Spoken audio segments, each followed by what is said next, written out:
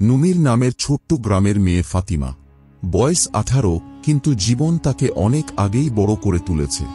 বাবা মারা গেছেন ছোটবেলায়, সকাল থেকে সন্ধ্যা পর্যন্ত দিনমজুরির কাজ, তবু অনেক রাত পেট ভরে খাওয়া হয় না।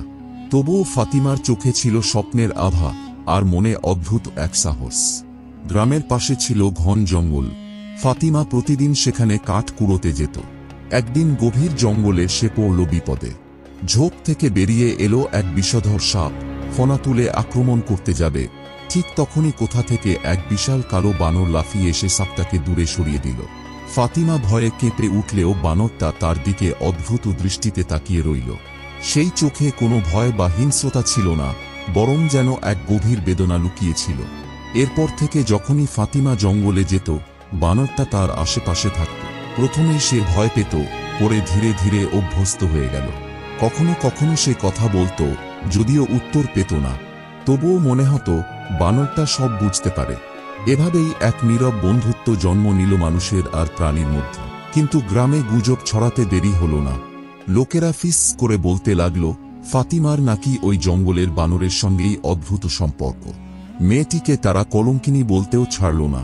ফাতিমা প্রথমে পাত্তা দিল না, কিন্তু একদিন সে বুঝল তার শরীরে অদ্ভুত কিছু পরিবর্তন আসছে। পেটটা যেন একটু একটু করে ফুলে উঠছে। গ্রামবাসীরা তখন ক্ষেপে উঠল, ফাতিমাকে তাড়িয়ে দিতে চাইল।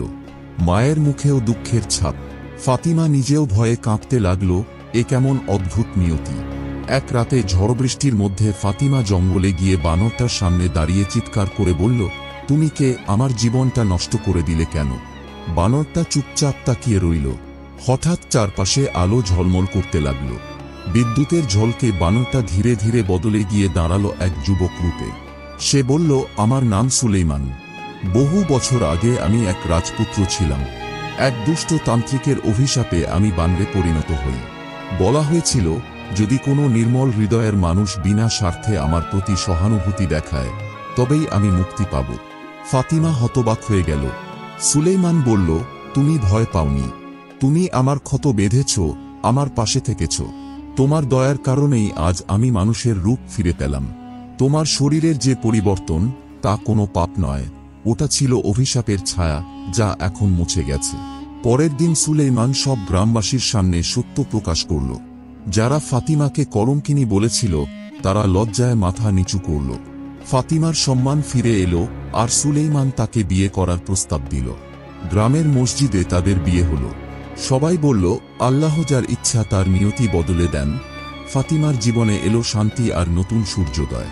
সুলেইমানও অভিশাপমুক্ত হয়ে আবার সুখী জীবন শুরু করল।